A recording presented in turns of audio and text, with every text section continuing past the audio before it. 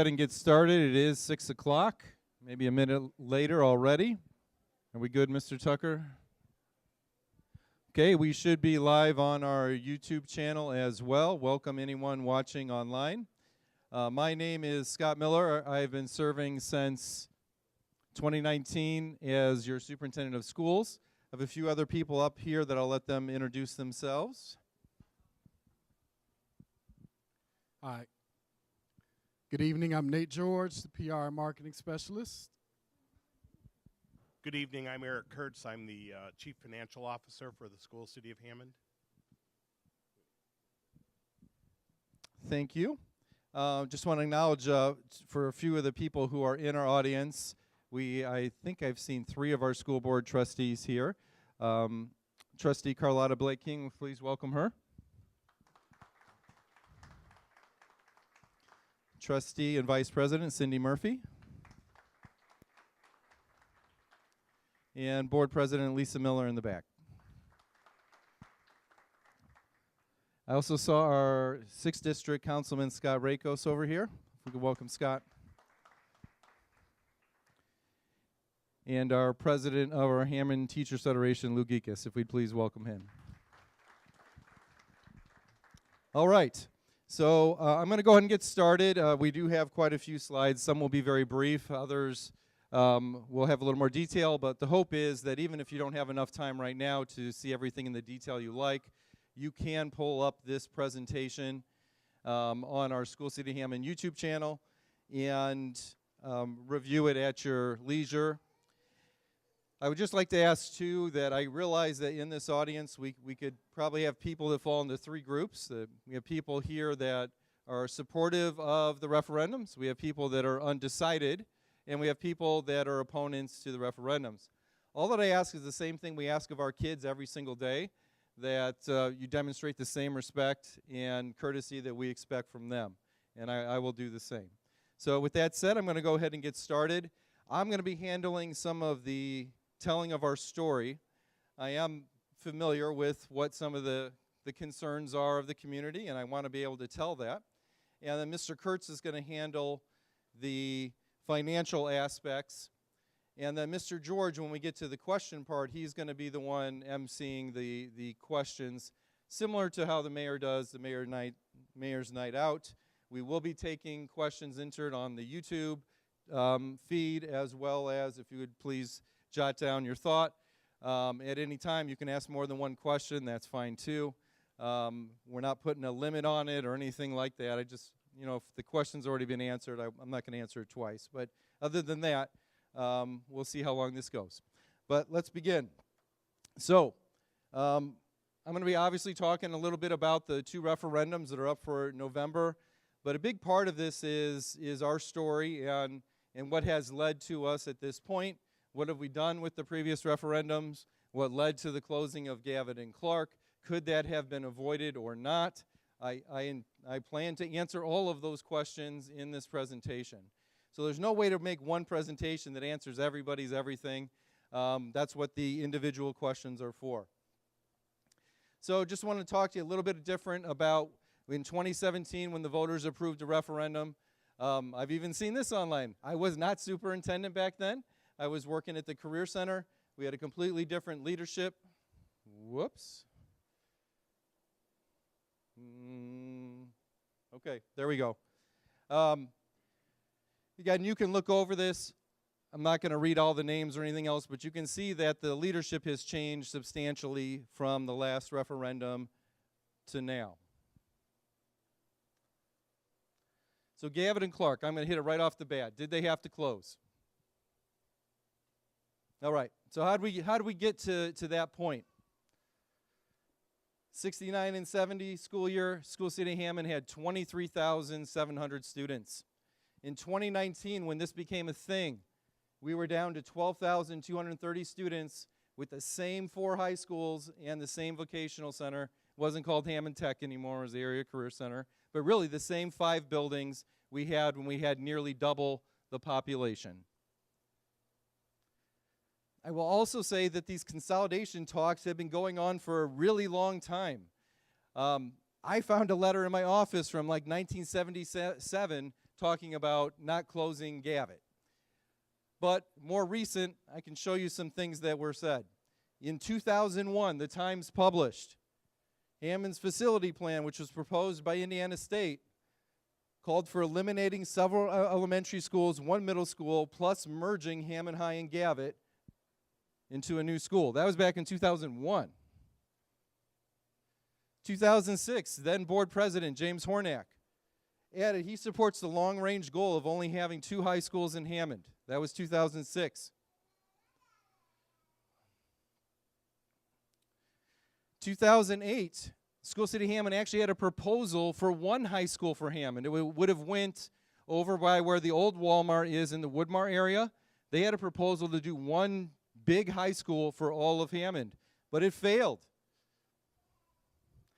The School Property Tax Control Board voted 6-3 to reject the construction project. That was before the referendum era. Right at the end of it, there was a pretty much a last-ditch effort to try to do this before the referendum language came in. So it's been happening a long time. So the capital referendum, let's talk about that, the one that was voted in 2017. If you actually go back to the meetings back then, the first idea was not a middle high school. It wasn't. The first idea was to combine Gavitt and Hammond High. But they had people from Gavitt show up at a meeting on May 30th, 2017.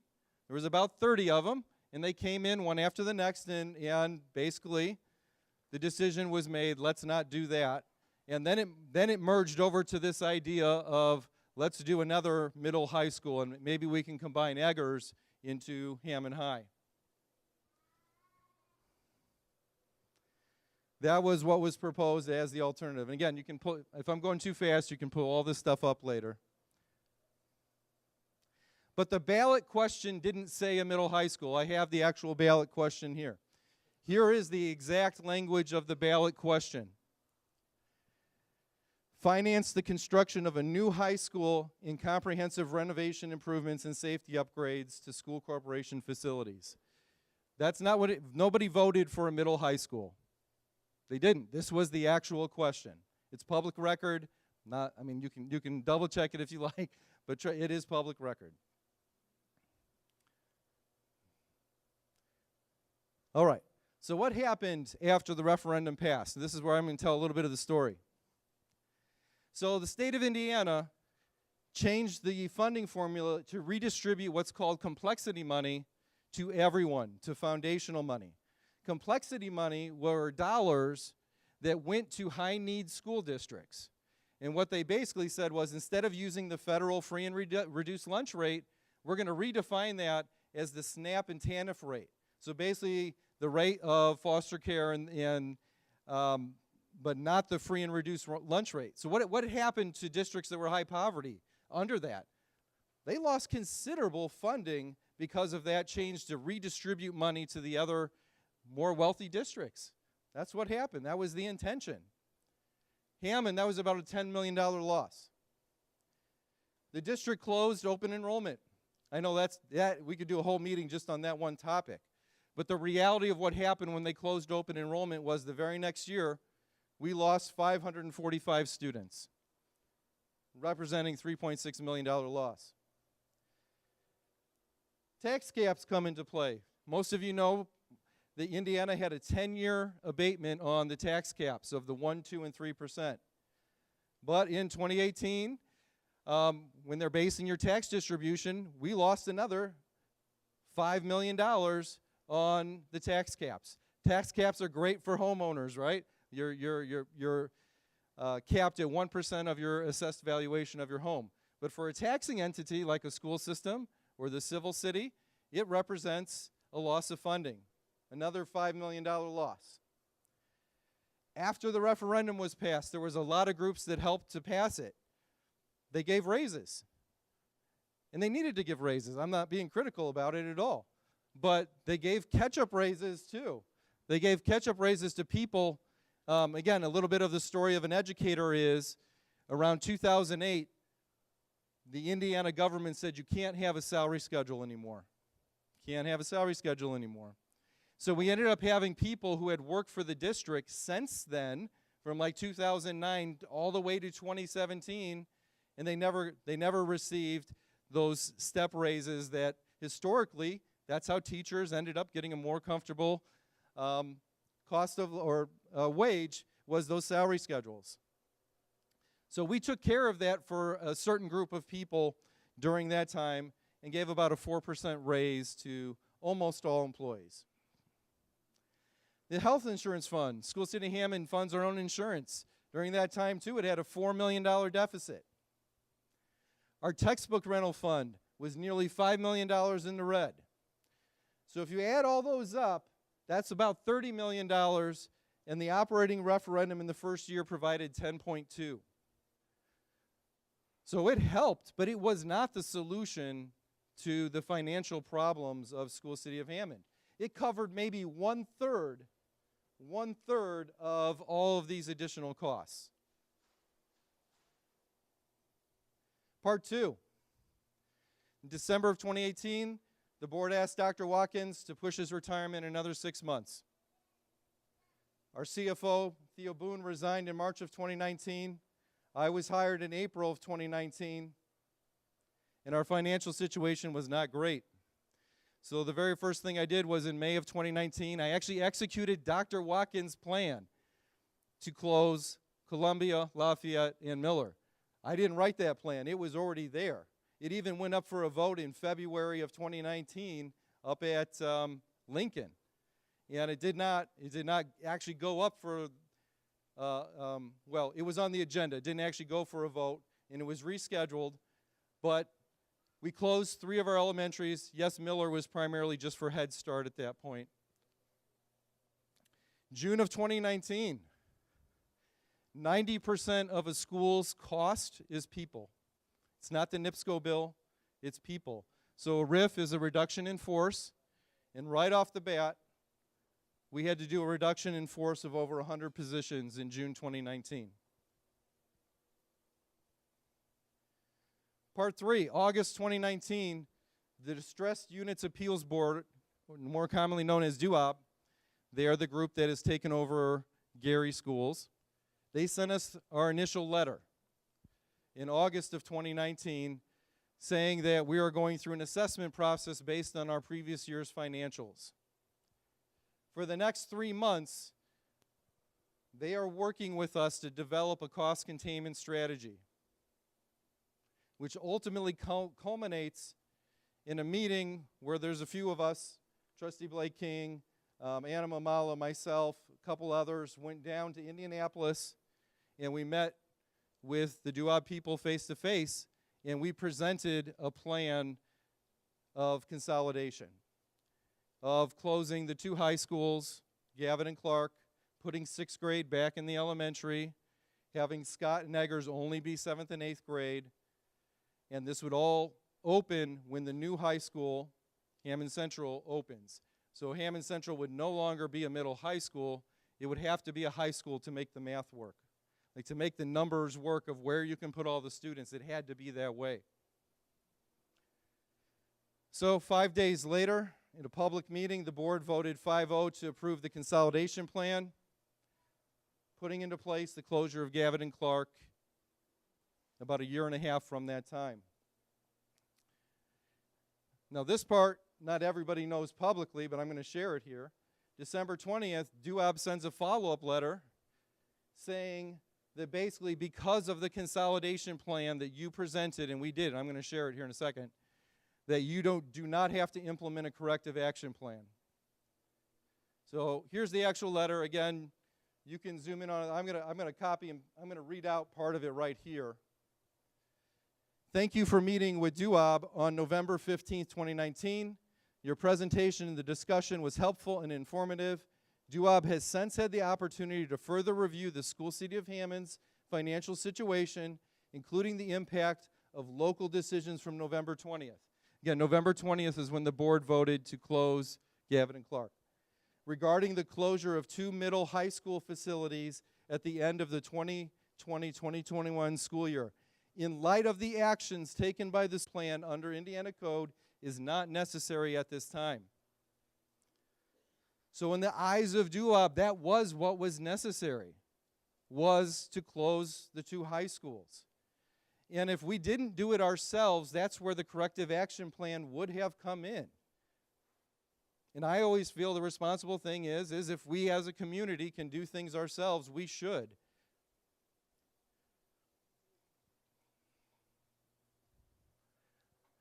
My strong opinion is if the board hadn't done it based on my recommendation, the state would have. And it might have pushed the vote off a few months, but the end result would have been in 2021, we'd be down to 2 high schools. All right, so let's continue with the story. After the consolidation vote, what happens? Just 4 months later, COVID. Yep, 4 months later, COVID happens. The governor orders e-learning for the rest of the school year. Already, we had all these events planned. It is true. Yes. We had all these events planned for, this isn't true?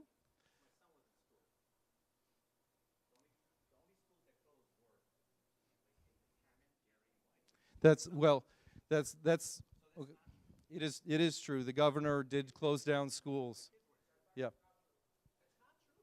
Okay. I'm not lying. I'm not lying. Okay, please. Yes. Okay. I will be happy to back that up at a future date, okay? Obviously, I can't show you everything right here. No, I just mean I'm not going to pull up Google and do all that right here, okay? August 2020, School City Hammond, governor does not require it for the next school year. That is absolutely true. But School City Hammond did decide that the best thing was to start the school year on e-learning. We go through the troubles of that year. March of 2021, the board votes to reopen schools on April 1st. Primarily at the high schools, we mostly have seniors coming in wanting to experience the last days. Gavin and Clark close in June 2021. 2 months later, grand opening of Hammond Central, and the consolidation is implemented. So, that consolidation year was a challenging one. We're having staffing shortages, we've gone through a lot, and we gave a very significant raise, 11.4% to all employees. Why? It was because we were really struggling with staffing, and people had been through a lot. So we did give a raise to invest in our talent, to attract and retain our talent. In addition, food service was given even a higher raise because we were dealing with things like McDonald's paying $14 an hour, and we still had food service employees making less than $10 an hour. Again, this is maybe you weren't here, but my time right now. Yes. All right. So we actually addressed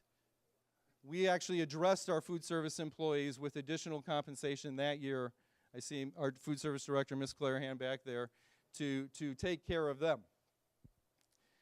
This school year, not having subs, not having enough staff, not having enough bus drivers, it was a challenge in every definition of the word. November 2022, next year we do give a 3.2% raise, again, to address retention and attract talent. In this case, we addressed our support staff above 3.2%. So we made sure that every employee in the district was getting at least a livable wage. 22-23, medical costs skyrocket. For us, at least, again, we're a self-insured corporation, 29% increase in costs. Then June, the board approves the operating renewal and capital project referendums that we're talking about today. All right, I'm going to pause for a moment. I'm going to turn it over to Mr. Kurtz. Again, he's our Chief Financial Officer, and he's going to go over some of the finances. All right. So this is data that we looked at in the community sessions that we had back in June. This slide, and like the Superintendent Miller said, these will be uploaded and available with our YouTube channel, but this shows the per student amounts that the state had given us, and we talked about the adjustment in the complexity funding, and this is where we had a $35.5 million loss in state funding as a result of the way the state changed the calculation method and took away the complexity or significantly reduced it. All right, I'll put my mouth closer to the microphone. This slide goes back to 2014 and really looks at the funding in detail that comes from the state, and you can really see how that complexity index grant that we received was $29 million in 2014, and by the time we moved into 2021, it was down to $14 million. So we took a big hit in the complexity, and that was not offset by increases in the base funding support. This is the impact of the circuit breaker loss that the superintendent spoke of and how it compounded, and it really kicked up when it took full effect in 2020 with a $8.6 million loss of funding that year. And then cumulatively our circuit breaker tax cap impact. So it's a loss to the school city, but it is also a savings to the homeowner. This looks at the impact of circuit breakers on an actual basis from 2018 to 2023 actual, and then it projects the impact of those circuit breaker tax cap losses onto the school city. It primarily is our operations fund, and that's where you pay for transportation and maintenance and custodial services, those kind of things. So again, this is kind of an eye chart for this big group, but this data will be available on our YouTube page for download. This is looking at the operating referendum revenue that has come in since that was approved in 2017. This is a sum of the losses and then the offset with the operating referendum, showing that even when that operating referendum passed in 2017, how there was still a significant impact to revenue to the school city of Hammond. This is the detailed spending of actual spending of the operating referendum going back to day one with actuals through 2022. So if you want to know how it was spent, that detail is there. I made a quick graphic at a high level. A little bit over half of our operating referendum was spent on support services. Support services are things that really are supporting our students. So it could be counselors, it's transportation, getting students to and from schools, that kind of thing. And then 35 million of that has been gone to instruction. So it's really split between the support services and the instruction. You can see there's some small amounts that went to non-operational, non-instructional services, and a little bit that's gone to facility construction and repairs. So this is, I think, what I consider to be the most significant slide on how important the operating referendum and renewing that operating referendum is to the school city of Hammond. So our education fund accounts for about $91 million. That's about 81% of our overall budget. The operating referendum is about 13%, and the operations fund, because it gets hit so hard with the tax cap circuit breakers, only ends up being about 6% of our budget or available funds to run the school. So if the operating referendum is not renewed, we lose about 13% of the revenue that we use to support the schools and serve the students, about $15 million a year. And there's really no way to fill that hole. So the operating referendum is a significant part of what we use on a day-to-day basis to operate. The operating referendums allowed us to maintain, teacher and staff positions. It's allowed us to retain personnel, ultimately through raises and maintaining and offering fringe benefits, allowed us to maintain student to teacher ratios and school programs. This is a slide that we've added to talk about how many how many employees that we have. So if you go back to 2017-18, we had just under 2,000 employees, and then it gives you our employee count. 2018-19, we were about 1,888. There were some layoffs that occurred in the 19-20 period that took us to the 1,784. The consolidation occurred that took us down to 1,686.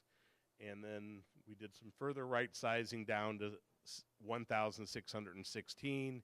And this year we started out at 1,607. So yeah, even as of today, we're at 1,579. So, you know, we need to be able to adjust that staffing level based on the number of students that enrolled, but there are many services that aren't necessarily directly related to enrollment. Yeah, just the reason for the inclusion of this slide is, like, has School City of Hammond been reducing staffing as we go? I just mentioned a few minutes ago 90% of our cost is people, and we have been. Like, these are all true numbers. You can see from just the 17-18 year down to 15-79, we have 400 less employees than we did. So we have been taking the steps along the way to try to be the right size corporation.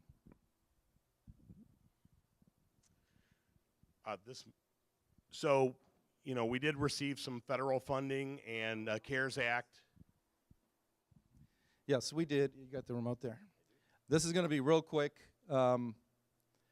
because there's a lot of slides here, and I know a question that I've heard is, well, didn't you guys get millions of dollars from the federal government, and couldn't have that been used to offset any financial challenges? Well, yes and no. It's been a great blessing. I'm going to go through a list of a whole bunch of things here we did with it, but you can't supplant, and you can't, there's certain expenses that you couldn't do. I couldn't take certain, like a whole bunch of teacher salaries and put them into the ESSER grant. That was not allowable. But here's some of the things we have done with it. 3 times we're able to provide stipends to our workers. Definitely PPE, a ton of PPE. We had a point where all the kids were wearing masks, all the employees were wearing masks. We had cleaning and sanitation supplies all over the place, a lot of PPE. We were able to go one-to-one on Chromebooks.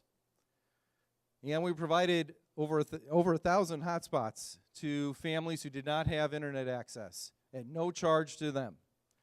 But you might remember, Mr. Benechi's our IT director, Wavekin. We staged these big device pickups all the way back at the Career Center in the parking lot, and all sorts. At Gavitt, we did it as well, but we went one-to-one. We provided for a virtual academic academy and allowed students, even after COVID, to continue to attend virtually who were doing well in the virtual environment. Paid for those teachers. We implemented a middle school and a high school alternative program so kids that have some risky behaviors aren't being expelled and on the streets, that they're still in school and they're getting the help they need. We have social workers, we have small student to teacher ratios in that. Hazard pay. Safe zones. We were the only school district in the area that for working parents who couldn't handle e-learning, we had elementary schools open where they could come and drop off their kids. HVAC, roof, electrical upgrades at Scott Middle School, all of those were paid with the ESSER dollars. Flooring replacements, if it had mold in it, that was considered an air quality issue and you could do flooring replacements.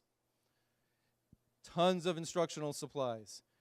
Kindergarten aides. We realized when we came back from the pandemic that the youngest kids coming to us had behaviors and challenges that were far worse than ever before. Talk to any kindergarten teacher, they will tell you that's the truth. And so we did. We created positions out of the ESSER money to pay for kindergarten aides at all of our elementary schools. Lots of software to address student learning, athletic equipment, our weapon detection systems. Most of you probably walked through one when you came in here. You didn't even notice it because it doesn't make you take out your keys or your phone or anything like that. But it's been a way to help make all of us feel safer in our schools. I mean, guns in Indiana, they're everywhere. So we need to make sure the one place they're not is our schools. Early learning teachers and paras, we expanded our early learning programs across the district. We added a birth to 5-year-old program. I don't know if anybody knows that, but from birth now, School City of Hammond has a program for your child. 18 social workers and student support specialists. We put these in every single building. Why? Because the kids were coming back off of e-learning with a lot of behaviors and challenges and traumas, and we needed people to help them. More than just the principal. And in elementary, we didn't have counselors in most of the schools. We needed an additional person who could really help with the kids. An MTSS coordinator. MTSS is our tiered strategy to help kids be successful with behavior and academics. Whoops. Renovations to all our nurses' office. The COVID compliance said you couldn't have a kid who was suspected of COVID to be in the same nurse's office as a kid who's just sick. Well, our offices weren't set up like that. All our nurses' offices were just one space. So we had to renovate our nurses' offices. We've hired instructional coaches, professional development stipends for our staff, like to attend our Summer of Learning conference and many other conferences to compensate them for their time. Registration specialists at our Welcome Center, renovations at the Welcome Center, including a beautiful professional development lab. Touchless water fountains across the district. And we've added those in every single building so kids wouldn't have to put their mouth over a spigot. Bottled water. We spent a lot on bottled water the first year back. We had cases and cases of water for kids and staff.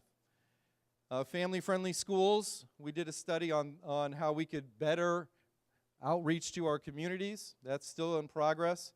Remodeled cafeteria lines, added new tables, refrigerated van for food service. We were able to offset a portion of our COVID healthcare costs, the ones that were directly related to COVID.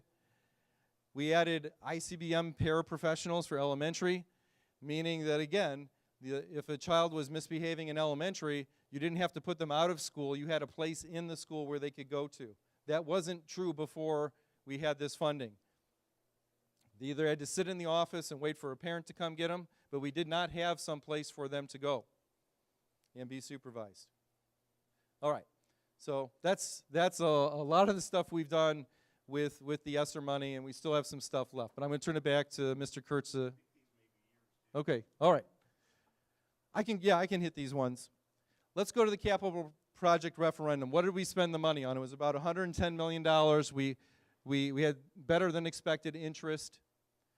But Hammond Central, obviously that was a big part of it, and then the district projects. Hammond Central High School, obviously it's beautiful. Continue to get compliments all the time. Jed frequently on the radio says Hammond Central's football field is the nicest in the area. This was the original plan. So as part of the capital ask that we have right now is to add baseball and softball to Hammond Central. I want you to see the original plan. This was the original plan. They had the football field right behind the school, no track, no baseball and softball at all.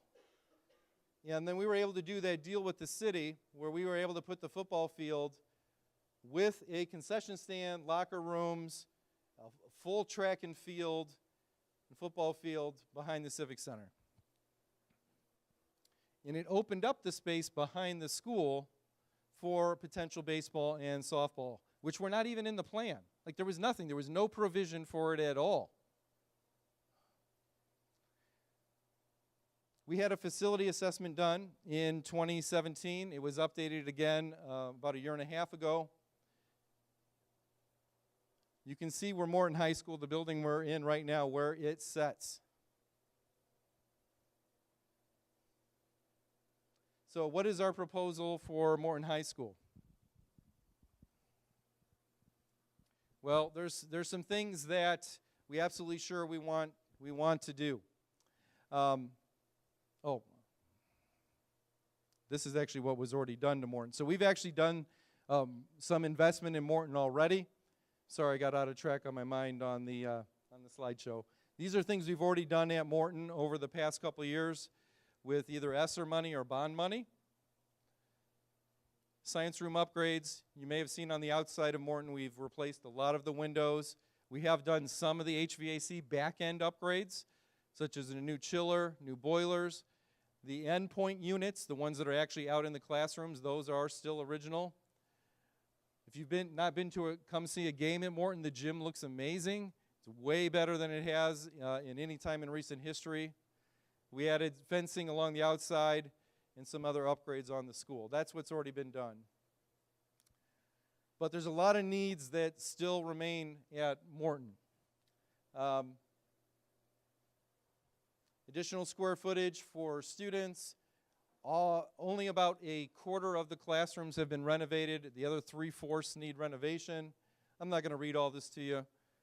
But needless to say, all this is backed up by that facility study, which has been on our website the entire time. So if you want to back any of this up, you can see it on the facility study. But there's a lot of work that needs to be done. Finishing the HVAC, so when we have a hot day like we did this past August, or a hot couple days, kids aren't sweltering here at Morton. And you might say, if you're an old timer like myself, oh yeah, I didn't have AC growing up, but you know how that was too. And it wasn't an optimal learning environment for sure. And that's not who our kids are anymore. They've grown up in an air-conditioned world. I mean, that's how we've raised them, for better or worse. So it is time that we make an investment in some of these things. And some will save money, like upgrading to LED fixtures. Yes, that's a cost-saving measure in the long run. Here's another big one. The American Disabilities Act and Title IX were not things when Morton was built. They weren't passed legislation in America. And they're not quick fixes. So those are things that actually need some investment in the building if we're going to make sure that our female athletes have the same access to facilities as our male athletes.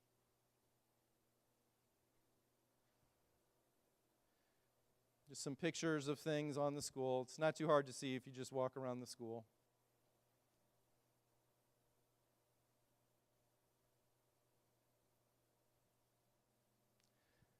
Here's the overall site plan, just so if you've never really seen it, it's kind of what it is right now.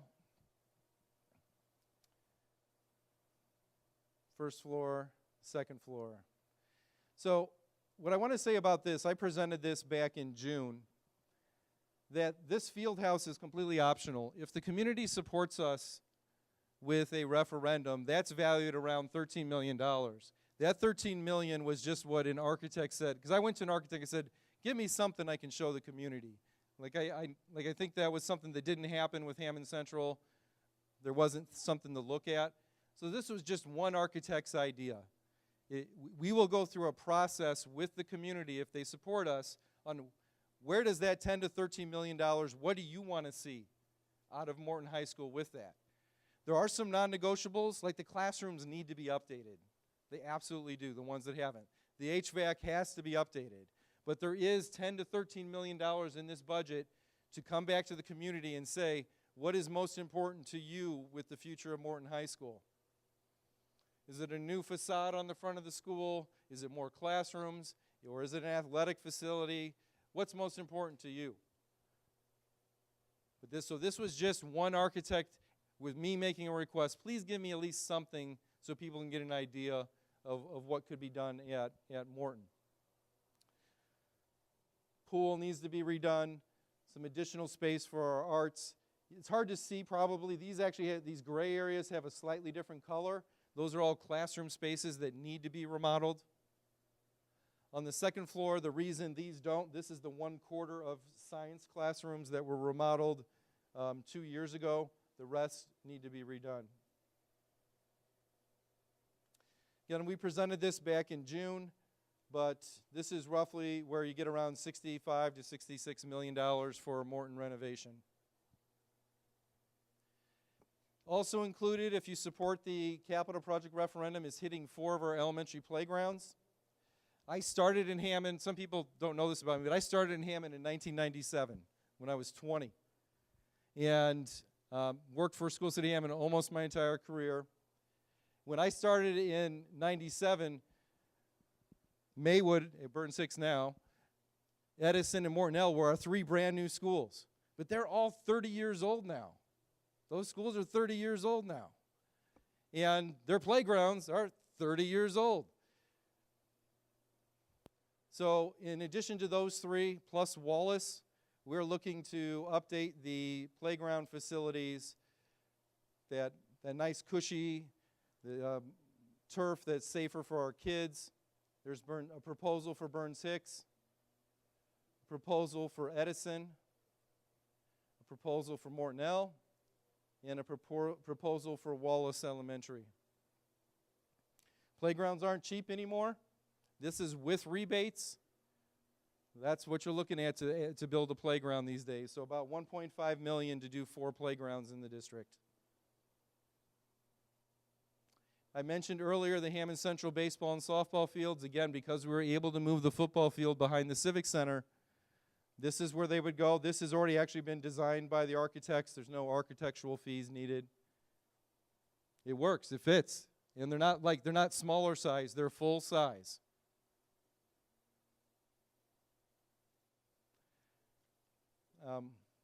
Could you straighten out Seoul? You could. It's super expensive. We talked to the city about that a while back. It's like $10 million just to straighten Seoul Avenue out. So it still works with Seoul getting into Highland the way it does.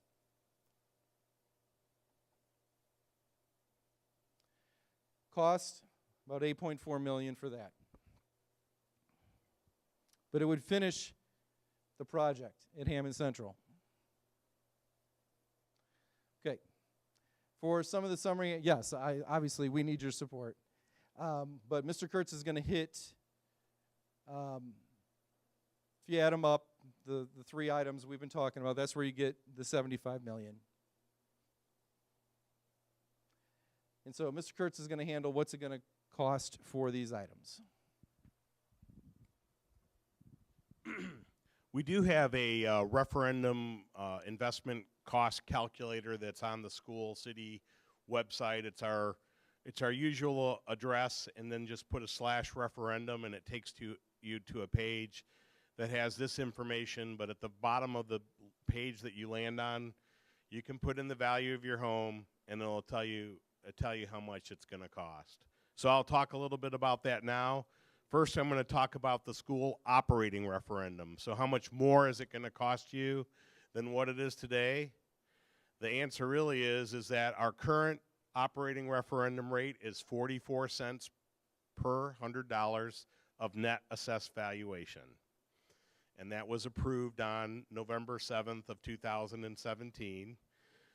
That was authorized for a period of 7 years from 2018 to 2024. We're proposing a renewal of the referendum at 44 cents per $100 of net assessed valuation. Okay. Sure, we do have some paper. If you have a question, please write it down and we'll submit it. So the operating referendum rate is 44 cents per 100, and the renewal is 44 cents per 100, and we've proposed it for 8 years starting in 2024. So there will only be one operating referendum in effect, and if the new operating referendum passes, then the old referendum loses one of its 7 years that it was authorized for. So at no time would there be 2 operating referendums that are active and in effect.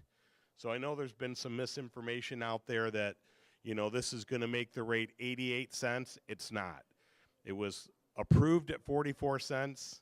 It's 44 cents this year. It's been 44 cents since 2018. The plan is for it to be 44 cents next year, and we're simply renewing that referendum. So the incremental cost in your taxes really is no change in the rate. The only increase that you would have in the operating referendum would be if your property value goes up, or if you build onto your home or add an addition, because it's 44 cents per 100 of net assessed valuation. That rate currently brings in just about $15 million a year. That's what it would be. And as your value of your property increases, it could go up.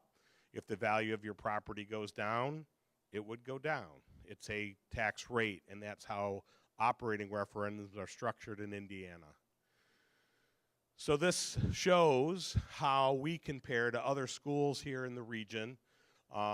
These are all schools here in the area, in Lake County, that have operating referendums in place. So the school, City of Hammond, and over, they all have operating referendums in place. Operating referendums for schools is really a reality with the way the state of Indiana funds schools today. So our operating referendum works out to about $1,276 per student.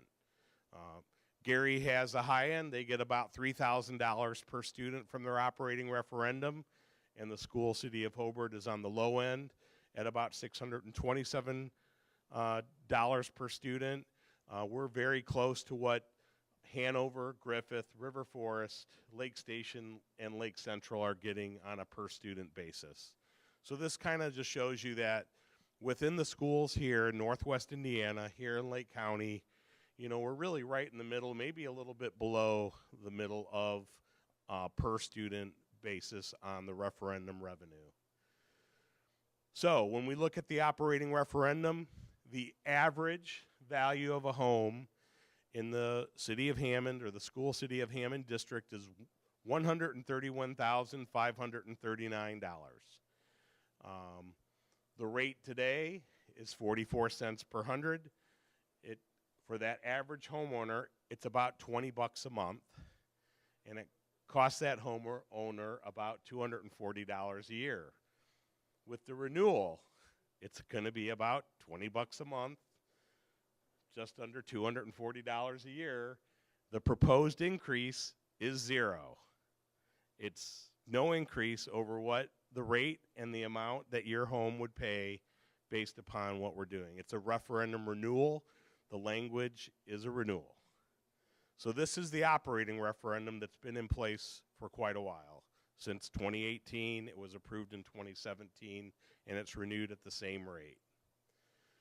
Now, we have a school building capital project referendum, and that tax calculator on our website will give you that calculation too. So the first calculation shows you really the data I just showed you with your specific home's value, and then right below it, it shows you the building project cost. So in this project to build or significantly renovate predominantly Hammond Morton High School, the borrowing amount that we'd issue debt for is about $84 million. The proceeds that are available to do the construction project is $75 million. It's funded for about 20 years, so it's like a mortgage. We're taking on a mortgage to do a major renovation of this building, and we pay that mortgage back. We call it debt service, but it works the same way. We pay a portion of the principal and a portion of the interest back. Essentially, that mortgage is a payment that we make to lease the building back. So actually, there's a building corporation that gets created. So when you say the lease rental payment, the school, City of Hammond, would pay the Hammond Multi-School Building Corporation, you know, the $15 million rent, and that's how the debt is serviced and paid back. So when we look at the maximum annual tax rate over the 20 years is 43.7 cents, or $0.437. That's the maximum.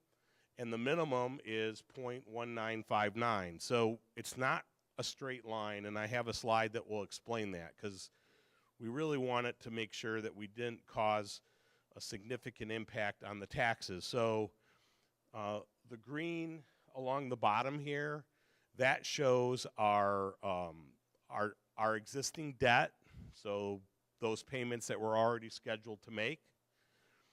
The blue is really the Hammond Central activity, non-exempt debt. And what we've done is we basically capitalized the interest in 2025, and then we've layered the new debt to do this project on top of the declining debt, so that we can kind of maintain a flatter rate.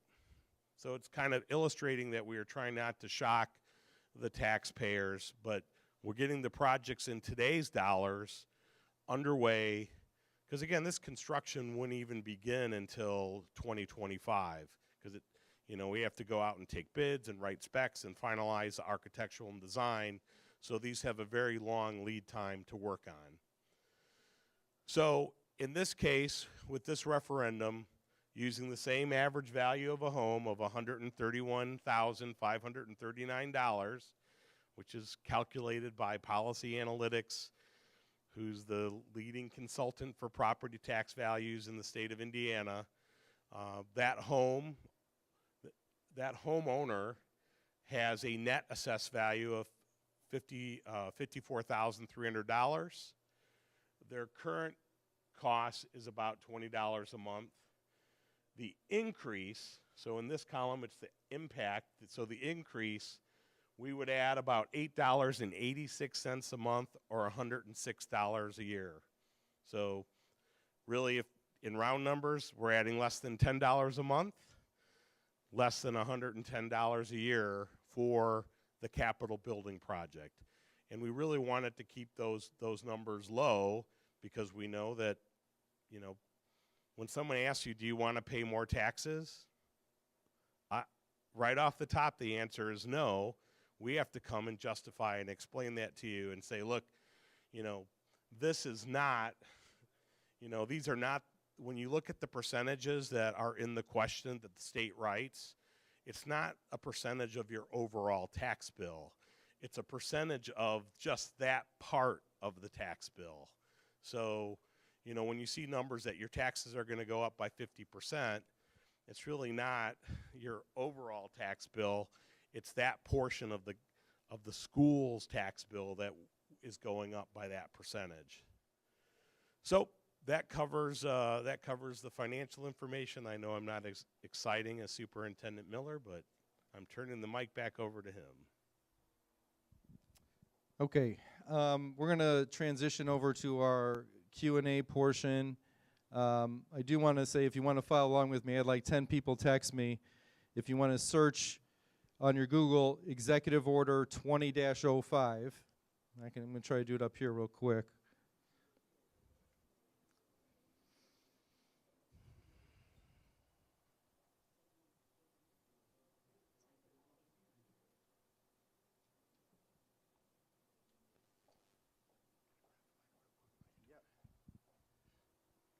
Hi, everyone. If you have a question form that you filled out, Assistant Superintendent Reese is making her way around, so if you can give it to her, she will pass it up to me, and we'll do our best to get an answer for you. Thank you.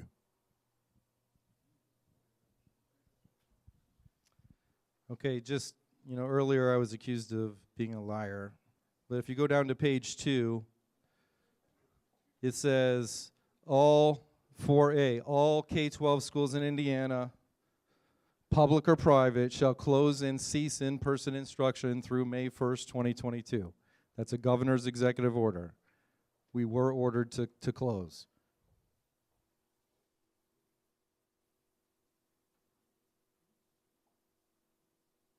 Again, that's 20-05. All right, I'm ready, Nate.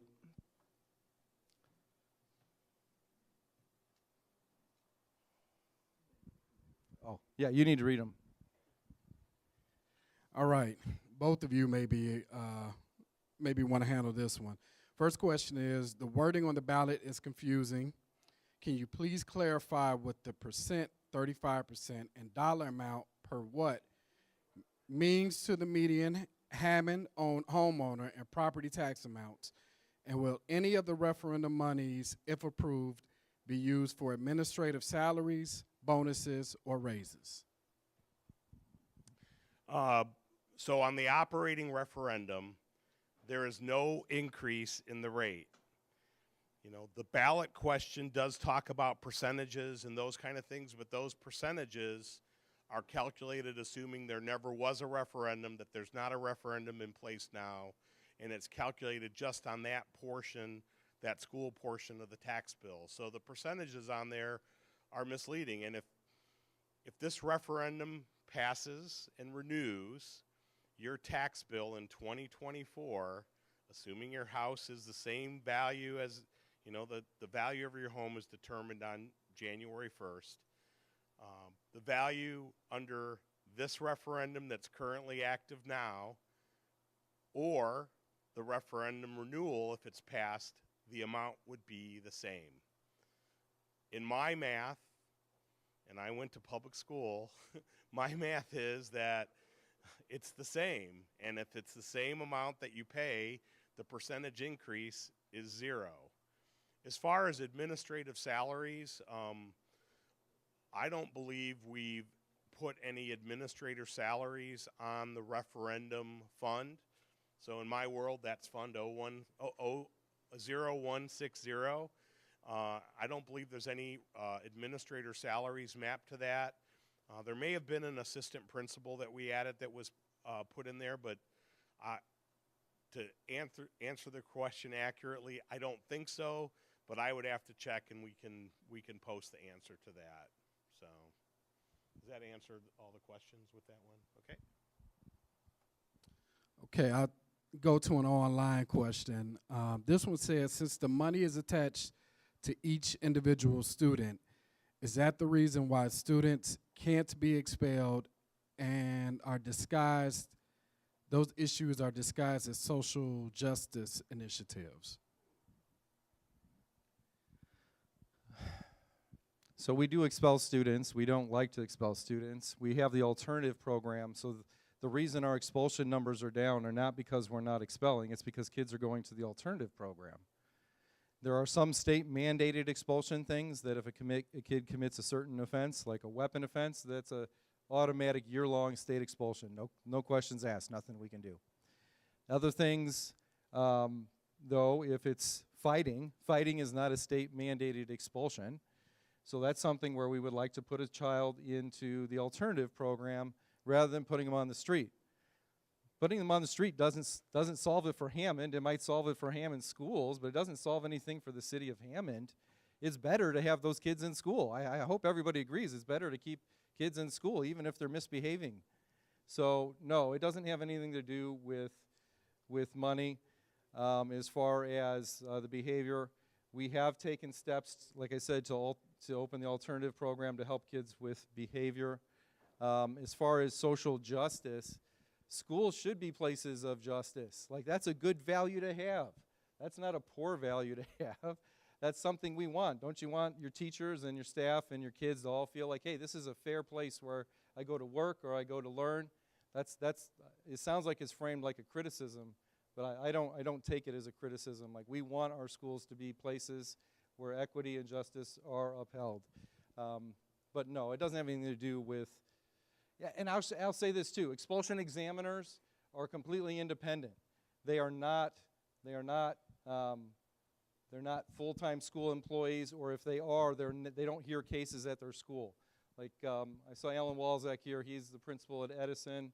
He's an expulsion examiner, but he cannot hear a case from Morton Elementary. He can't hear a case from Morton Elementary. He can hear a case from a high school, but can't do that. And we have some retired administrators of note, like Castle White, longtime Hammond High principal. He's an expulsion examiner. He hears those cases. I know that our expulsion examiners in general want to keep kids in school because they know that's what's best. All right, next question. Next question is, what do you mean right-sized corporation?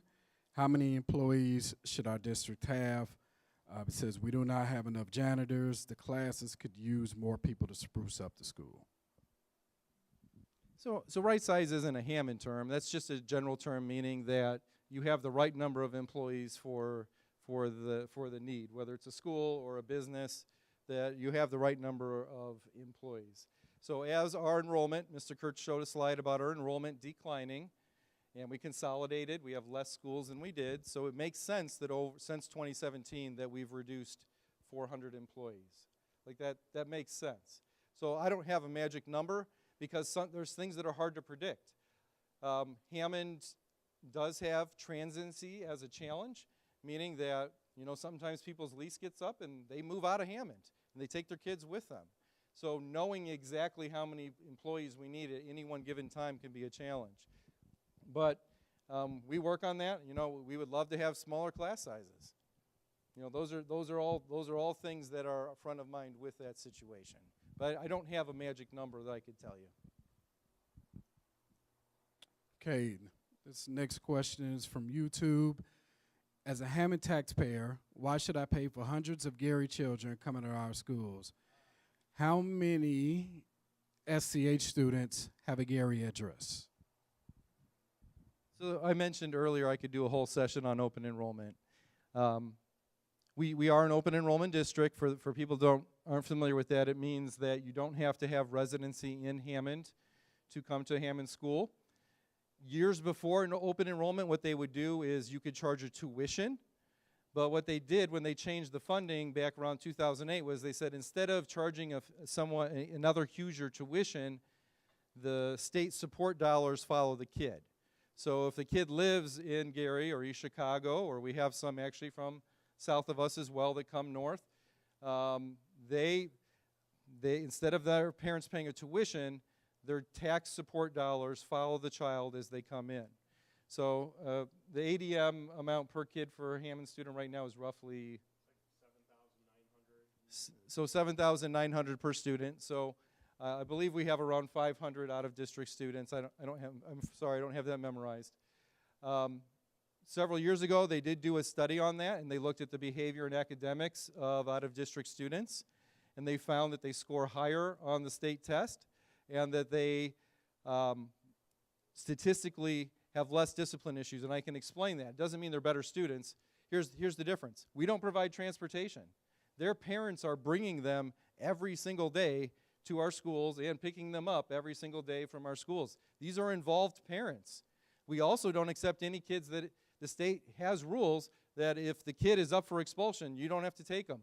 If the kid had a violent offense the previous year, you don't have to take them. If the kid has a drug offense the previous year, you don't have to take them. I've sent emails out to the staff. We're not taking any of those kids. We don't take those kids. We don't want it to bring down the quality of our schools. Fundamentally, I believe kids are kids. Doesn't matter where their address is. Like whether they live in Robertsdale or they live in East Hammond or they live in Hessville or they live in Gary, they're still kids. And if we can provide support for them and they bring a financial benefit to the school system, it is helpful. I am going to put Nate on the spot. Nate, you're not a district parent. What attracted you to bring your kids to Hammond schools? Okay, so before I say this is going to sound really weird, right? So I've got two kids. One graduated from Morton last year. She's a freshman at Tuskegee.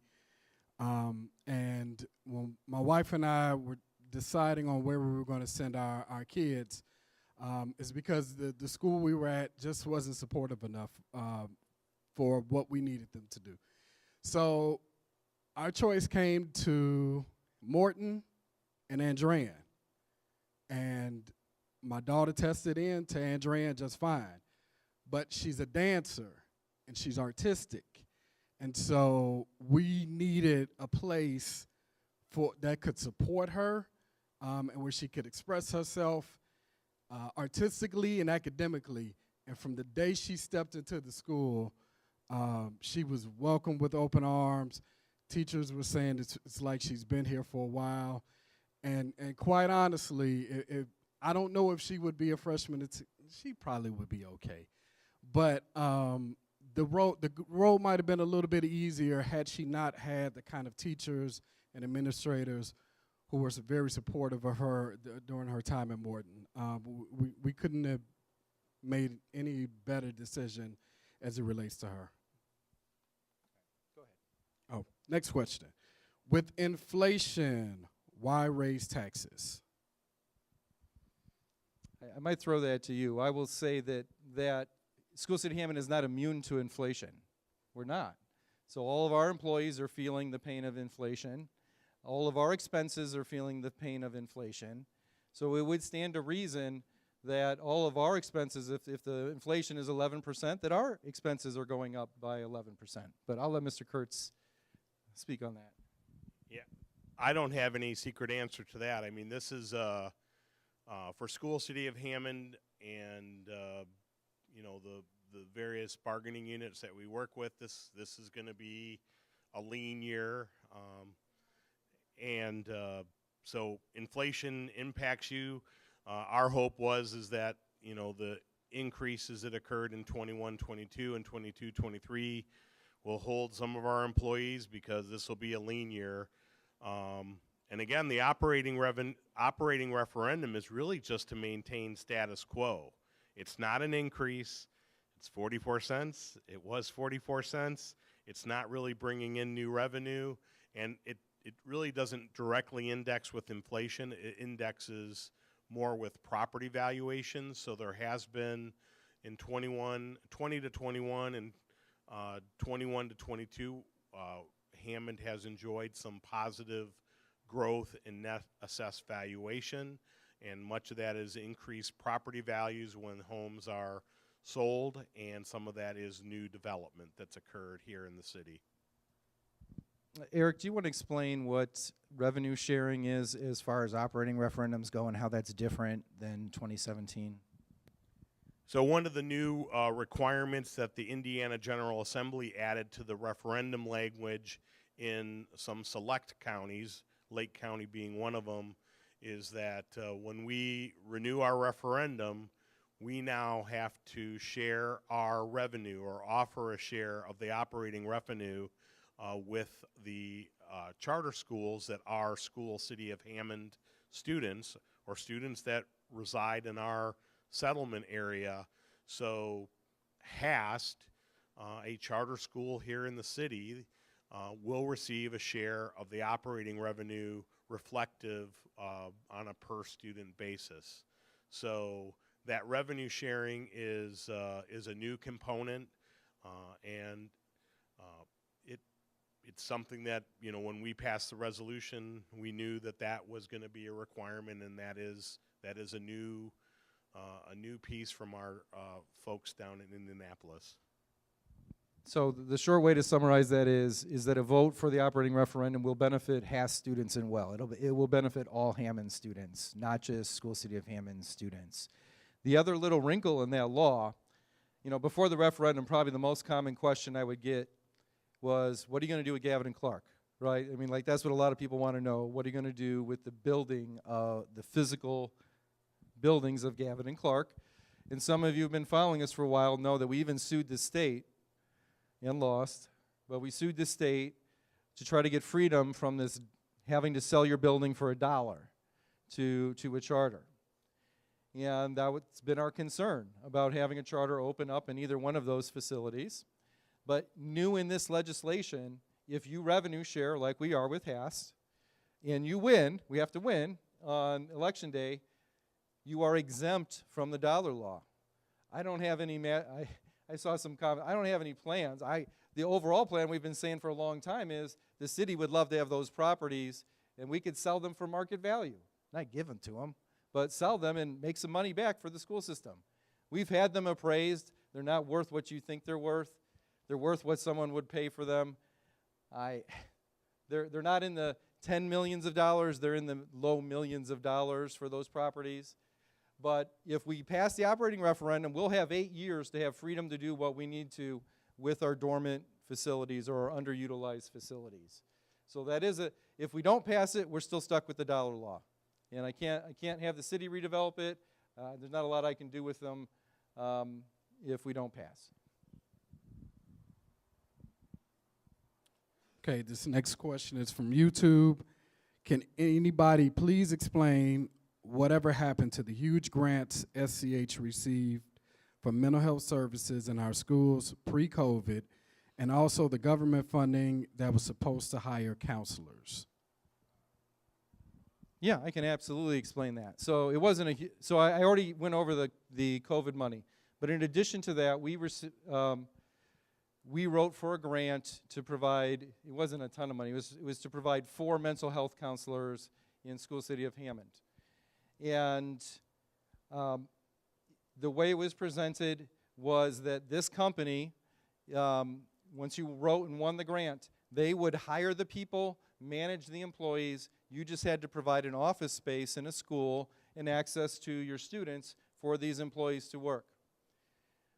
It was supposed to start in the school year of 21-22. They had 0 for us ready at the start of the school year 21-22. over the whole grant cycle, they provided us one who never showed up for work, and they ultimately came back and said, we're unable to fulfill our portion of the grant and provide you mental health professionals. That's the truth of all of that. I sit on the board for Purdue Northwest for their counseling and family services department. That's a big thing that we've talked to them about, is they don't have enough professionals in the mental health field. There certainly wasn't any drop ball on School City Hammond's part. Our partner who awarded us the grant did not fill the positions, 100%.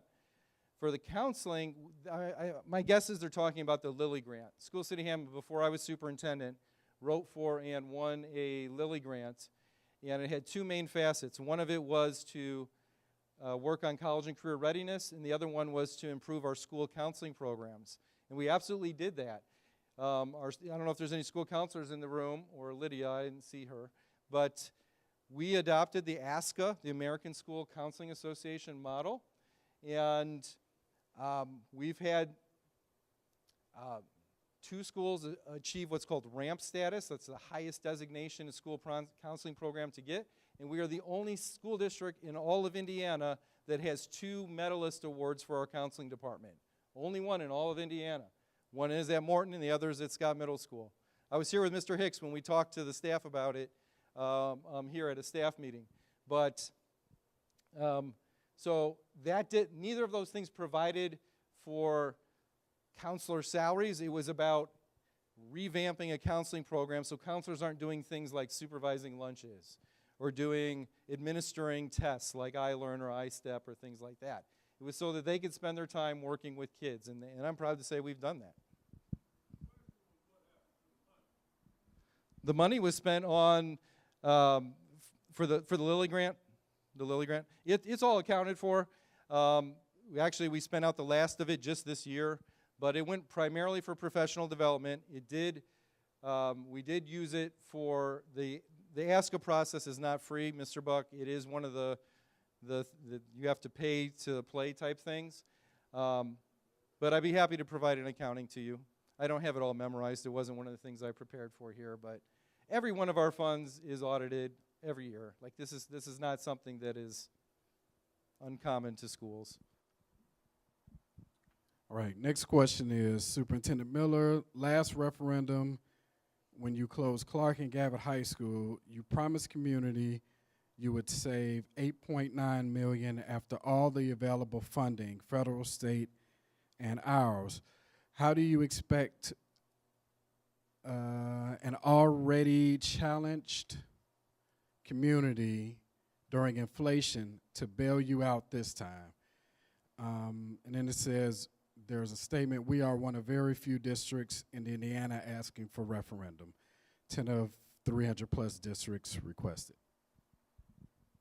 There's a few assumptions in there that I would push back a little bit on. There was an article that just came out across the state today that was citing, I believe there's 11 or 12 districts this year.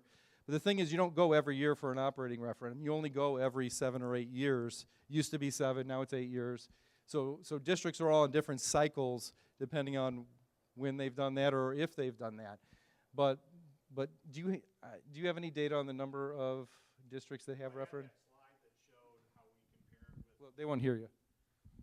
So we did have a slide that showed the districts in Lake County that had referendums. We can pull that back up. So just in Lake County, I think there were 10 or 12 other districts. I know of a couple districts that haven't passed them and a couple that haven't asked for them, but the majority of districts in Lake County have operating referendums in place. And again, I wasn't involved in a leadership capacity in the previous referendum. I came in 2 years later, and I went, maybe that question got asked earlier, but I went through that story of why we had to lead to the Gavitt and Clark. I don't consider this a bailout. I consider this an investment. We spend our money on our people. That's what you want. You want good people working with your kids in our schools, good teachers, good administrators, good support staff. That's really what you want. And that's where we've invested, and we will continue to invest, hopefully with the community's support. All right, this question is from YouTube. Are there plans for the capital referendum funding to go into elementary schools outside of playgrounds? Many of our older schools are in dire need of new flooring, roofs, and furniture.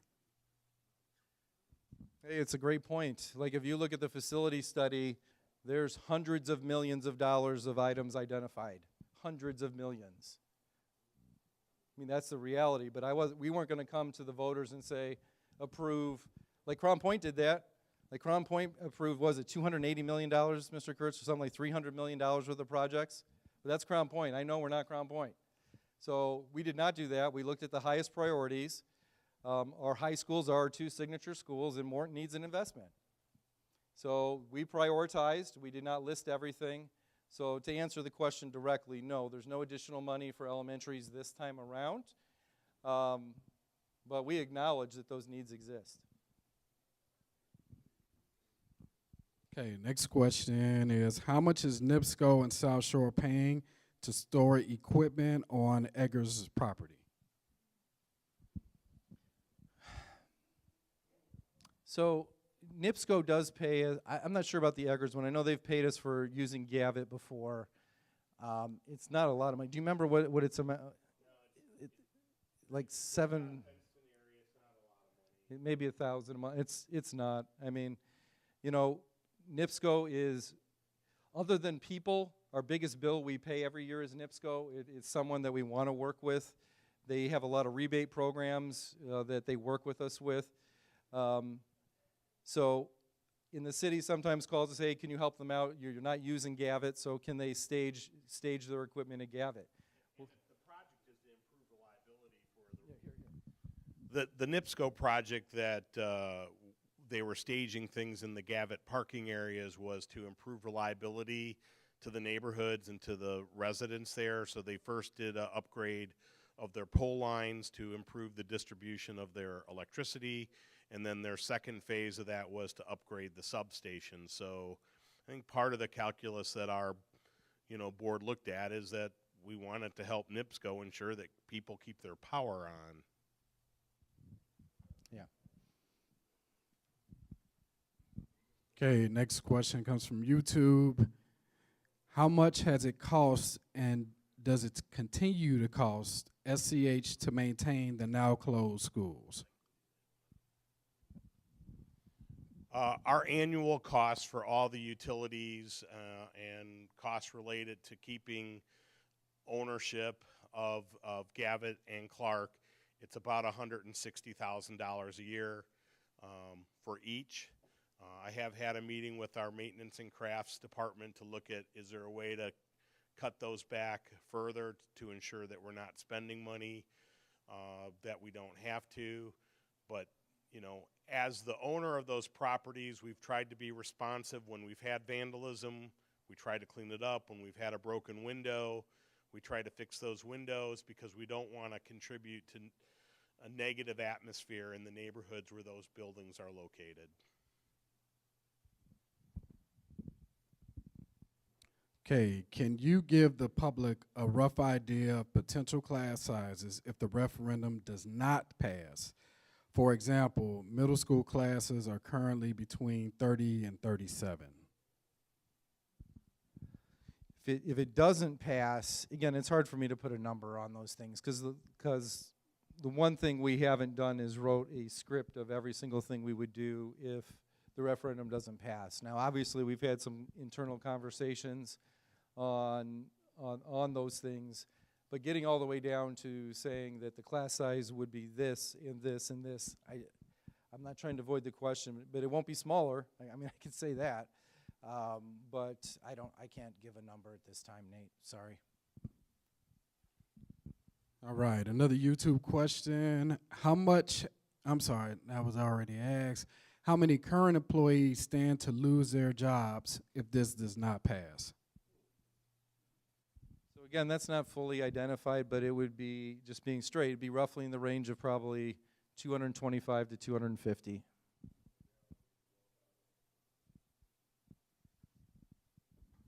All right, this one has multiple questions, so I'm gonna ask and then hand it to you, and then we'll just go back and forth.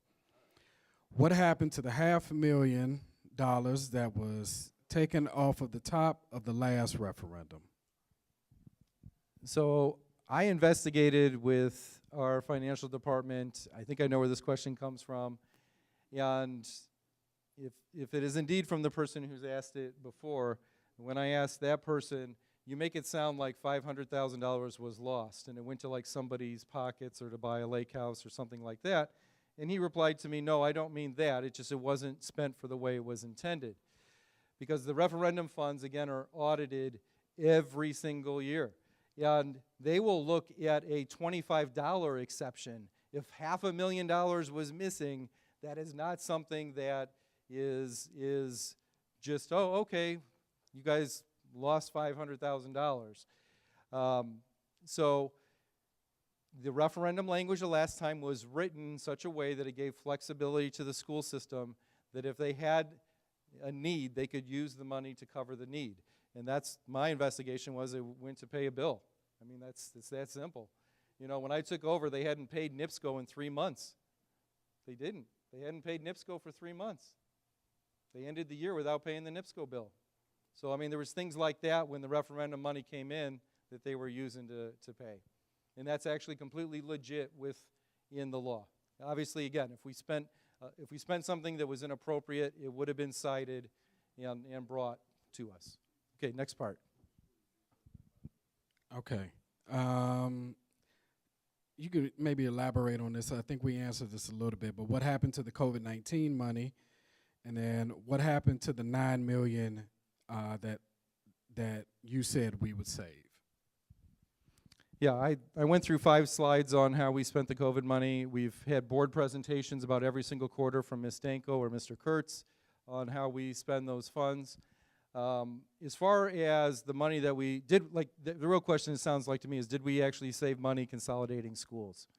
And my strong answer is yes. Yes, we did. What has happened is we've continued to have a decline in enrollment and not enough state support for tuition, and we've given raises. I mean, like that's where the money has gone. I mean, quite honestly, those are the things where it's gone. But we have very good audits. I mean, very little things are ever cited in our audits. Okay, and the last question on this sheet, why do you refuse to show the people what happened to that money? And if so, why should we, I'm going to add a little bit because I think this is what they're saying, why should we give you more money to hide? Again, we have a program on our website called Board Docs. You can look up every single contract since 2014. You can look up every accounts payable where every single dollar has gone and been board approved. There is no hidden money. There's really not. There's nothing to hide. We post it all every single month. You can go back now 10 years and see every single expenditure that School City of Hammond has made out of every single fund. It's all there for anyone who wants to look at it. We have Ms. Danko, as I mentioned, every quarter she comes up and presents on how the ESSER money has been spent.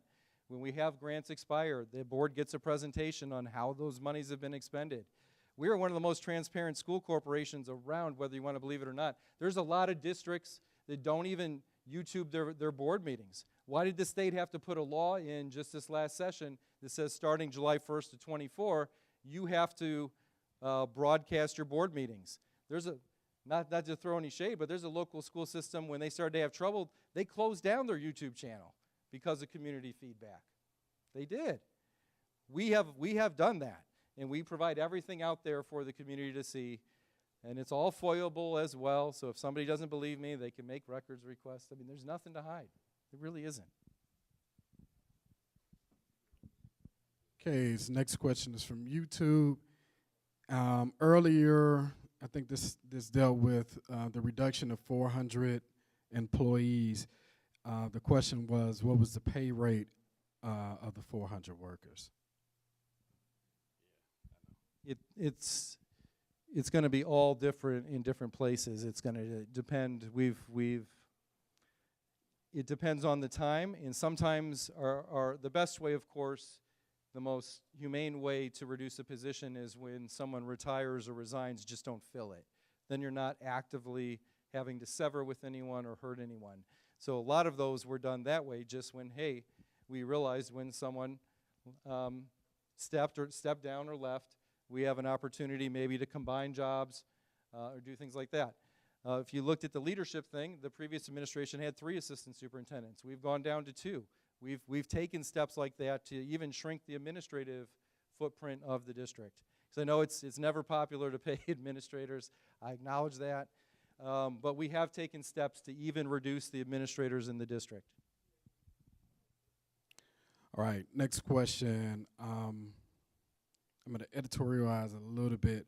Why, I believe they're trying to say, why do we take kids from other communities and states, but we're the only ones that have to pay?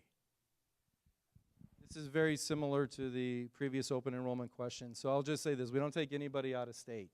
That'll really get you in a lot of trouble. There was a school district, there was a school district maybe about an hour south of here where they got caught taking kids from Illinois, and they had to pay back all the money to the state. Now, what I'm not naive about is that there are people that fake residency and come to Hammond schools, or they use the residency of their grandparent or their loved one in Hammond so they can come to Hammond schools.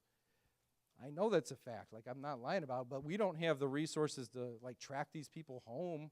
When it comes to our attention, and occasionally it does, we do have 2 truancy officers, and they will go try and to validate that.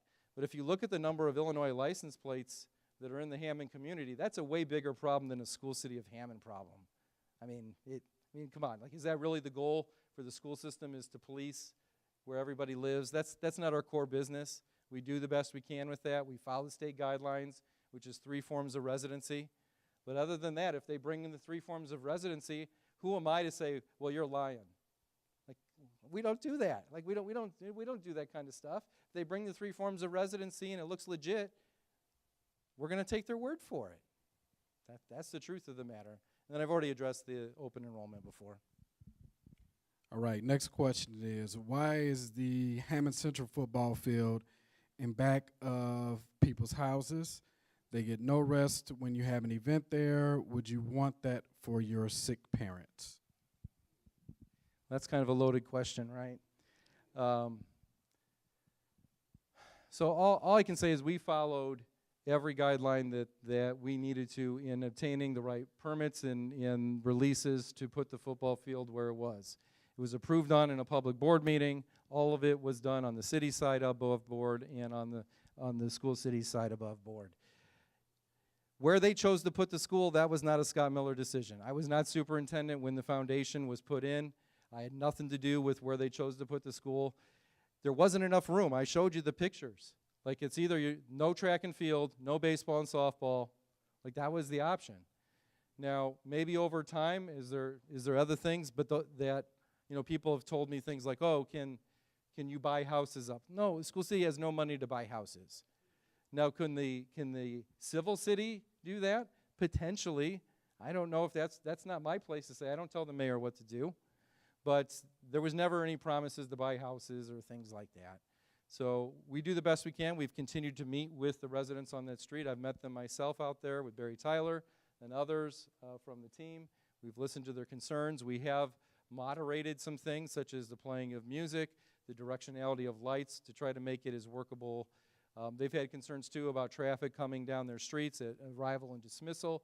We've had productive conversations on things that the city is willing to do to make that better, including having passes for cars. So if someone who doesn't belong there is parking there, it's very quick to discover that. So it's not perfect, but again, the architects would tell you that we put a high school on an area that typically would be on a 75 to 100 acre footprint. We put it on a much smaller footprint. All right, next question is, can you read the referendum verbatim? I don't have it in front of me. That's public. That's it right there. All right. Yeah. Can you pull it up on our website while I'm reading it? It's on the public notification tab. All right, so this first one is the official public question for the capital referendum, and it reads, shall the school city of Hammond increase property taxes paid to the school corporation by homeowners and businesses? If this public question is approved by the voters, the average property tax paid to the school corporation per year on a residence would increase by 35.76%, and the average property tax paid to the school corporation on a business property would increase by 32.45%.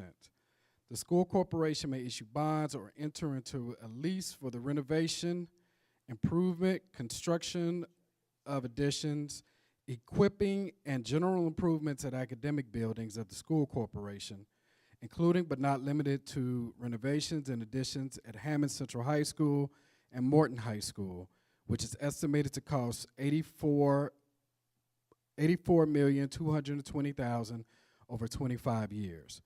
The most recent property tax referendum within the boundaries of the political subdivision for which this public question is being considered was proposed by the school city of Hammond in 2017 and passed. This next one is this is the official public question for the operating referendum. Shall the school city of Hammond continue to impose increased property taxes paid to the school corporation by homeowners and businesses for 8 years immediately foil owing the holding of the referendum for the purpose of funding the Renew Our Hammond Schools Invest in Our Community program, consisting of teaching positions, staff positions, educational programs, school bus transportation programs, school health, equity, safety, and security programs at a continued property tax rate of 0.44 cents. The property tax increase requested in this referendum was originally approved by the voters in 2017, and if extended, will increase the average property tax paid to the school corporation per year on a residence within the school corporation by 50.37%, and if extended, will increase the average property tax paid to the school corporation per year on a business property within the school corporation by 45.07%. So again, in particular, on the operating referendum, the current tax rate is 44 cents per $100 of net assessed valuation. The structure of this question is set by statute, and the calculations are not a typical percentage increase. This is in legislation, in my opinion, to make it more difficult to pass an operating referendum. The operating referendum that was passed on November 7th of 2017 was 44 cents per $100 of net assessed valuation. What we're renewing at is 44 cents per $100 of net assessed valuation. The only increase in taxation that you would have by renewing the referendum is if your property value goes up. If your property value goes up, that calculation goes up. If your property value goes down, the amount that you pay goes down. So the renewal is, tax neutral. So the only increase that's occurring is if your property value goes up. In the case of the capital referendum, so the other question, it is an increase of taxes, but when you see that your taxes are going to go up, 35% or 32%, you think of your overall tax bill. This is really just looking at that portion of the school tax, and there is an increase to the average homeowner in the city of Hammond, and that average home value is $131,539. The increase for that average home, so that's half or less, so most of the people will be paying less than this or at that. The calculated number is $8.86 a month or $106.37 a year. So If your home is worth $200,000, it's a little bit higher. If your home is worth $80,000, it's lower. So on our website is the tax calculator. You simply put in your gross value of your home, and then it gives you the calculation. So in this case, did you hit enter? So in this case, it's a $130,000 home. The current rate is 44 cents. The proposed rate is 44 cents. The difference is 0. This is actual math. The monthly tax liability is currently $18.04. The proposed amount is $18.04. The difference is 0. The annual tax liability in this $130,000 home is about $217. The new rate is about $217. The difference is 0. When we look at the impact of the construction project, the current rate is 23.98 cents. The proposed rate takes it up to 43.57. It's an increase of 19 cents or 19.5 cents. The current rate is $9.83. The proposed rate is $17.86. The increase is $8.03 a month. So in this $130,000 home, the increase is about $96, $97 a year. So, you know, the wording of the question is intentionally designed to create confusion, and the people that might be opposed to this referendum or any tax, because my understanding the anti-group is not a penny more, so if they're not willing to invest a penny in our kids, I don't really have much of an argument. But these are the real numbers, these are accurate numbers, and these are the truth.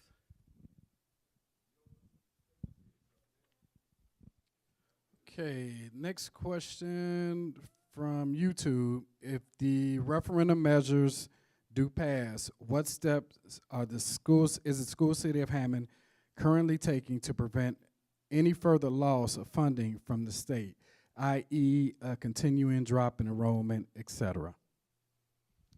So on the encouraging side, you have to take account of students twice a year. Last spring, our decline was 20 students, 21? Right at 20 students. This past year, still not good. We want it to be positive, but we were at 149, 151? Yeah, right around 150, which is, over the past several years, that shows that the enrollment is stabilizing more in our favor. I would say that the way that we ultimately improve enrollment is to continue to invest and improve our schools. I'll just give you a couple of highlights of things that we're doing in our schools you may not know about. We are fully invested. We're in the second cohort from the Department of Education on the science of reading. We have hired a reading coach that is paid for 2/3 by the state, only 1/3 by us, at each of our 12 elementary schools. And they're going back to reading instruction that is research-based, which is phonemic awareness and phonics, those things that those of you who are my generation or older, it's probably how you were taught reading. Well, that's not exactly how reading has been taught the past several years, and that's not a Hammond problem, that's a problem across the country. And people would see it. High school teachers would say stuff like, this kid's reading at a 4th grade level or a 3rd grade level.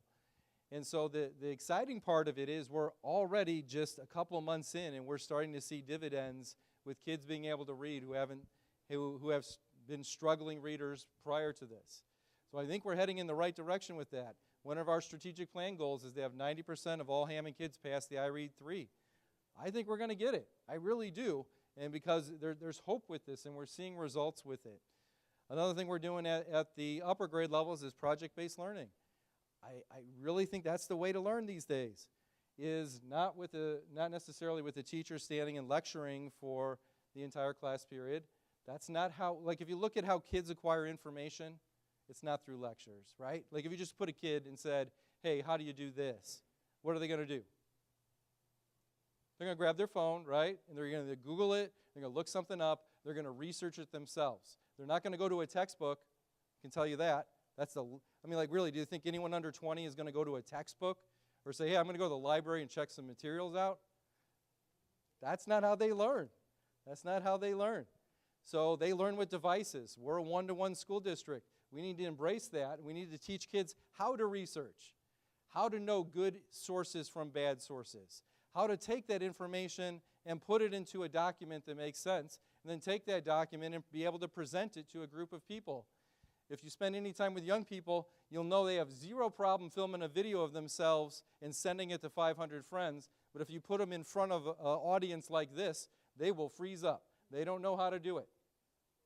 So that's part of what we're doing in our high schools now through new tech and project-based learning is we're altering instruction so kids receive it in that way. I think those things matter, and I think we're going to see dividends if we give them a chance. Was there another part I missed on that question? Okay. All right. Last question we have, Superintendent Miller. I'm going to need your help on this one. If you could look and find the polling place that's in the Robertsdale area. But the last question is, where can we vote on these referendums? Are there locations in Robertsdale, and how is this information being disseminated? So while Superintendent finds the Franklin Elementary would be your polling place. Early voting has started. It started October the 11th, and it goes until, scroll up, noon the day before. A couple of locations in Hammond or adjacent to Hammond is Wicker Park Breezeway, which is at 8554 Indianapolis Boulevard in Highland. And then also Hammond County Courthouse, which is at 232 Russell Street in Hammond. You can find this information by going to lakecountyIN.gov. You can go to departments, voters, polling locations. The other part of the question is, and how is this information being disseminated? So we have, I just want to clarify it. So in past elections, even when there hasn't been anything that's specific to the school city of Hammond, like we frequently say, hey, please go out and vote. Early voting has started. Here are your locations. So we're not doing anything different than we've done now. So we've already sent something out to all of our parents in the district, just saying, hey, here are your polling locations. Early voting has started. Please go vote. We'll also do the same thing on our social media pages as well, just reminding people to go vote. I think, in the conversations we've had, we all understand how important voting is, and I'll just stop there. You can take it for real. That was the last question, though? Okay. I'll conclude with this, and I'll cut you loose, and I'll hang out a while, too, if you just want to ask me a question on one-on-one. Happy to do that. But ultimately, a vote for these projects is a vote for the future of Hammond. You can see what communities that don't invest in schools, what ends up happening long term. It hurts property values, it hurts crime rates, it hurts homelessness, it hurts reliance on social services. There's not a lot of good things that come from that. Like, if we want to help a community out, we got to start with the schools, and we do need your help. And it's not just for this. We need your help all the time. Come volunteer with us. We'd love to have you. I see Miss Eunice here. She comes and volunteers at our schools all the time. Like, we need more people who want to do that. We're happy to have you. We want you. But we need your support with these. If the Morton referendum doesn't pass, the building continues to age. The costs continue to rise, and ultimately, I'm just a steward. I mean, School City Hammond is just a steward of this community property. Like, we're going to have to do something with it eventually. So I would ask that now is the time to go ahead and do this. Let's not have a have on one side and a have not on the other side of the community. And for the operating referendum, whether you like Scott Miller or not, it's not about the superintendent. It's about supporting kids. And those 225 to 250 jobs go to support kids. That's really what they do. And so I hope you would consider that. Thank you for your respect and your time tonight. And like I said, I'll hang out if anyone wants to ask me any questions or have any comments that we didn't address in the presentation. But have a blessed evening. Thank you very much.